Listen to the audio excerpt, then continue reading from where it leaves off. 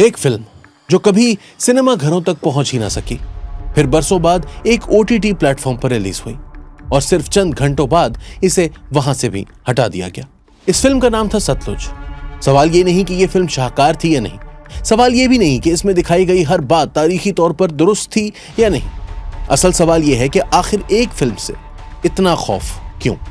और इससे भी बड़ा सवाल, क्या सतलुज एक अलग वाकया है या फिर ये एक ऐसे सफर की ताजा तरीन मंजिल है जिस पर भारतीय सिनेमा गुज़िश्ता कई दहाइयों से चल रहा है। आज की वीडियो में हम किसी एक फिल्म का रिव्यू नहीं करेंगे, हम एक सवाल का जवाब तलाश करेंगे। क्या वाकई बॉलीवुड बदल गया है? अगर हां, तो ये तब्दीली कब शुरू हुई और आखिर इसके असरात सिर्फ सिनेमा तक महदूद हैं या पूरे मुआशरे पर भी मुरत्तब हो रहे हैं? इस सवाल का जवाब तलाश करने के लिए हमें आज से नहीं बल्कि तकरीबन 60 साल पीछे जाना होगा। सन 1960 एक फिल्म रिलीज होती है, मुग़ल आज़म, बरसग़ीर की तारीख की शायद सबसे अजीम फिल्म। इस फिल्म में अकबर एक अजीम शहंशाह है, इसकी सल्तनत शान व शौकत की अलामत है। इसके दरबार में मौसीकी है, शायरी है, फन तामीर है, हुस्न है, वकार है। यह फिल्म सिर्फ एक मुसलमान बादशाह की कहानी नहीं थी, ये हिंदुस्तान की उस तहजीब का जश्न थी जिसे अक्सर गंगा जमनी तहजीब कहा जाता है। उस वक्त के भारतीय सिनेमा में मुसलमान किरदार कोई अजनबी नहीं थे, वो इस सरजमीन की तारीख थे, इसकी सकाफत थे, इसकी शनाख्त थे। फिर वक्त बदलने लगा। 70 और 80 की दहाई में भी मुसलमान किरदार मौजूद रहे, लेकिन आहिस्ता आहिस्ता इनकी नौइयत तब्दील होने लगी। फिर 90 की दहाई आई। ये वो दौर था जब भारत कई बड़े सियासी और समाजी धचकों से गुजर रहा था। बाबरी मस्जिद का इन्हदाम, मुंबई बम धमाके, कश्मीर में शोरिश, सरहद पार दहशतगर्दी का बयानिया, और इन्हीं बरसों में बॉलीवुड में एक नई तस्वीर उभरने लगी। मुसलमान अब सिर्फ शायर, नवाब, उस्ताद या बादशाह नहीं रहे, अब वो अक्सर गैंगस्टर थे, अंडरवर्ल्ड के डॉन थे या फिर दहशतगर्द। यकीनन उस जमाने में जुराइम पेशा अफराद में मुसलमान नाम रखने वाले हकीकी किरदार भी मौजूद थे और फिल्मसाज इन्हें मौजू बना सकते थे। लेकिन नाक़दीन ने सवाल उठाना शुरू किया कि क्या ये तस्वीर रफ्ता रफ्ता एक पूरी कम्युनिटी की नुमाइंदगी करने लगी है? क्या फिल्मों ने चंद किरदारों को एक इज्तमाई शनाख्त में तब्दील करना शुरू कर दिया है? ये वो सवाल था जिस पर बाद के बरसों में मुताद्दिद फिल्मी नाक़दीन और मुहक्किकीन ने लिखा।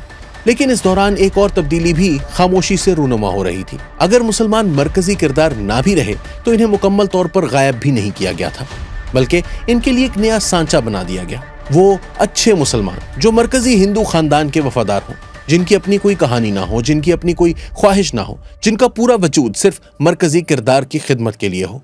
शायद आपको कभी खुशी कभी गम की दाईजान याद हो, मोहब्बत करने वाली, वफादार, कुर्बानी देने वाली, लेकिन अपनी कोई दुनिया ना रखने वाली।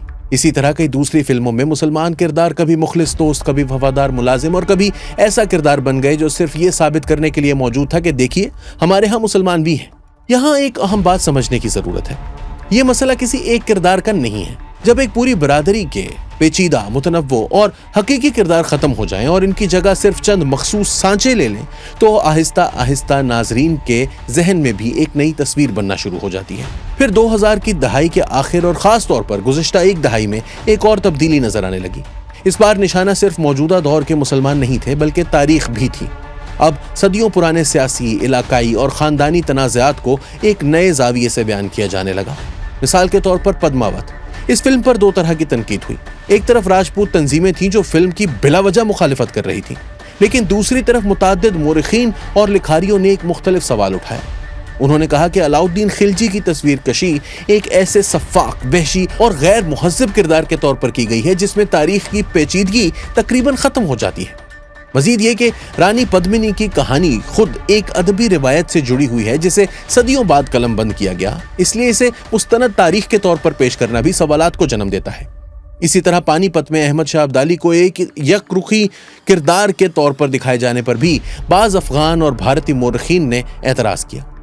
इनका मौक़िफ़ था कि 18वीं सदी के ताकत के तवाज़ुन, इलाकाई सियासत और सल्तनतों की कशमकश को महज अच्छे और बुरे की कहानी में बदल देना तारीख के साथ इंसाफ नहीं।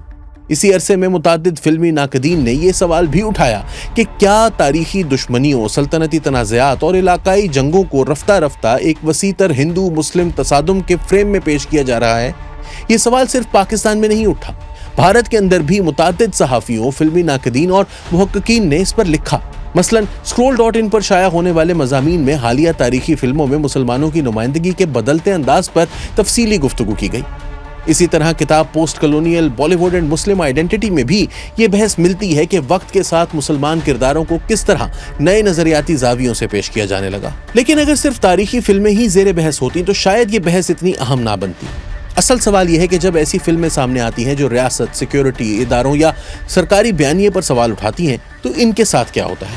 اس سوال کا جواب دینے کے لیے ایک بار پھر وقت کا پہیہ تھوڑا پیچھے گھماتے ہیں۔ سن 1996 پنجاب میں شورش کا دور ابھی پوری طرح ختم نہیں ہوا تھا۔ زخم تازہ تھے، لاپتہ افراد کی کہانیاں بھی تھیں، دہشت گردی بھی تھی اور ریاستی طاقت کے استعمال پر سوالات بھی۔ انہی حالات میں گلزار ایک فلم بناتے ہیں، ماچس۔ یہ فلم پنجاب میں عسکریت پسندی کو رومانوی انداز میں پیش نہیں کرتی، بلکہ یہ ایک اور سوال پوچھتی ہے کہ آخر ایک عام نوجوان بندوق اٹھانے تک پہنچتا کیسے ہے؟ اس کی زندگی میں کون سے واقعات ہوتے ہیں؟ ریاستی طاقت، ذاتی انتقام، خوف اور ناانصافی کس طرح ایک انسان کو بدل دیتے ہیں؟ یہ سوال اس وقت بھی آسان نہیں تھا۔ فلم پر تنقید ہوئی، اسے متنازع قرار دیا گیا، مگر ایک بنیادی فرق موجود تھا۔ اختلاف کے باوجود فلم عوام تک پہنچی، لوگوں نے اسے دیکھا، اس پر بحث کی، اس سے اتفاق بھی کیا، اختلاف بھی کیا، مگر فیصلہ ناظرین پر چھوڑ دیا گیا۔ 18 برس بعد آتا ہے 2014۔ وشال بھاردواج شیکسپیئر کے ہیملیٹ کو کشمیر لے آتے ہیں اور یوں بنتی ہے حیدر۔ یہ فلم ایک بار پھر ایک مشکل سوال اٹھاتی ہے، کیا دہشت گردی کے خلاف جنگ کے دوران انسانی حقوق کی پامالی بھی ہوئی؟ کیا جبری گمشدگیاں حقیقت تھیں؟ کیا عام کشمیری ان دو طاقتوں کے درمیان پسا؟ یہ وہ سوالات تھے جن پر بھارت کے اندر بھی برسوں سے بحث ہوتی رہی ہے۔ حیدر کو شدید مخالفت کا سامنا کرنا پڑا، ان پر دیش دروہی ہونے کے الزامات لگے، ریلیز کے دوران مشکلات بھی پیش آئیں، مگر بالآخر فلم سینما گھروں تک پہنچ گئی۔ ناظرین نے خود فیصلہ کیا کہ وہ اس سے اتفاق کرتے ہیں یا نہیں۔ اب ذرا اس کے برعکس ایک اور سلسلہ دیکھیے۔ گزشتہ چند برسوں میں کئی ایسی فلمیں سامنے آئیں جنہوں نے قومی سلامتی، مذہبی شناخت یا تاریخی تنازعات کو اپنے موضوع کے طور پر منتخب کیا۔ دی کشمیر فائلز انہی میں سے ایک تھی۔ فلم نے کشمیری پنڈتوں کی ہجرت کو موضوع بنایا۔ بہت سے لوگوں نے اسے ایک نظر انداز کیے گئے المیہ کو سامنے لانے کی کوشش قرار دیا، لیکن اسی کے ساتھ متعدد ناقدین، فلمی مبصرین اور انسانی حقوق کے کارکنوں نے کہا کہ فلم نے مسئلے کا صرف ایک رخ دکھایا اور ایک پیچیدہ تنازع کو انتہائی یک رخی انداز میں پیش کیا۔ دلچسپ بات یہ ہے کہ اسرائیلی فلم ساز اور بین الاقوامی فلمی جوری کے چیئرمین نداو لاپید نے بھی اس فلم پر سخت تنقید کی، جس کے بعد بھارت میں ایک نئی بحث چھڑ گئی۔ یہ بحث صرف فلم کے معیار کی نہیں تھی، لاپید نے اس کو پروپیگنڈا کہا تھا۔ یہ اس بات کی تنقید بھی تھی کہ سینما تاریخ کو کیسے بیان کرتا ہے۔ اسی دوران دی کیرلا سٹوری اور بعد میں دھرندر جیسی فلموں نے بھی شدید سیاسی بحث کو جنم دیا۔ ان فلموں کے حامیوں کا کہنا تھا کہ وہ ایسے حقائق بیان کر رہی ہیں جنہیں برسوں تک نظر انداز کیا جاتا رہا، جبکہ ناقدین کا موقف تھا کہ ان فلموں میں حقیقی واقعات اور ڈرامائی عناصر کو اس طرح ملایا گیا کہ ناظرین کے لیے حقیقت اور تخیل کے درمیان فرق کرنا مشکل ہو گیا۔ یہی وہ نقطہ ہے جس پر معروف صحافی اور تجزیہ کار رضا رومی نے اپنے مضمون میں توجہ دلائی۔ ان کے مطابق ہندی سینما کے ایک حصے میں گزشتہ برسوں کے دوران قوم پرستی کا بیانیہ زیادہ جارحانہ اور زیادہ عسکری نوعیت اختیار کر گیا ہے۔ رضا رومی اسے مسکولر نیشنلزم کا نام دیتے ہیں۔ ان کا استدلال ہے کہ بعض فلموں میں قومی شناخت کی تشکیل اس انداز سے کی جاتی ہے کہ ایک واضح دشمن کا تصور مسلسل مضبوط ہوتا چلا جاتا ہے۔ یہ بحث اب صرف پاکستان یا بیرون ملک نہیں ہو رہی، بھارت کے اندر بھی متعدد صحافی، فلمی ناقدین اور محققین یہ سوالات اٹھا رہے ہیں کہ کیا بالی ووڈ کی سمت بدل چکی ہے؟ سوال تو اٹھتا ہے نا کہ کیا حالیہ تاریخی فلموں میں مسلمان حکمرانوں کی تصویر کشی زیادہ ہی یک رخی نہیں ہوتی جا رہی؟ اور یہی ہمیں واپس ستلج تک لے آتا ہے۔ جسونت سنگھ کھلڑا کی زندگی پر مبنی یہ فلم برسوں تک سرٹیفیکیشن کے مسائل میں الجھی رہی۔ فلم سازوں کا کہنا تھا کہ ان سے درجنوں نہیں بلکہ 100 سے زیادہ تبدیلیوں کا مطالبہ کیا گیا۔ پھر فلم سینما گھروں تک پہنچی ہی نہیں، بعد میں اسے OTT پر ریلیز کیا گیا اور کچھ ہی گھنٹوں کے بعد اسے بھارت میں پلیٹ فارم سے ہٹا دیا گیا۔ حکومت نے اس فیصلے کو سلامتی اور قانونی تقاضوں کے تناظر میں دیکھا، جبکہ فلم سازوں، شہری آزادیوں کے حامیوں اور متعدد ناقدین نے اسے اظہار رائے کی آزادی کے حوالے سے ایک تشویشناک مثال قرار دیا۔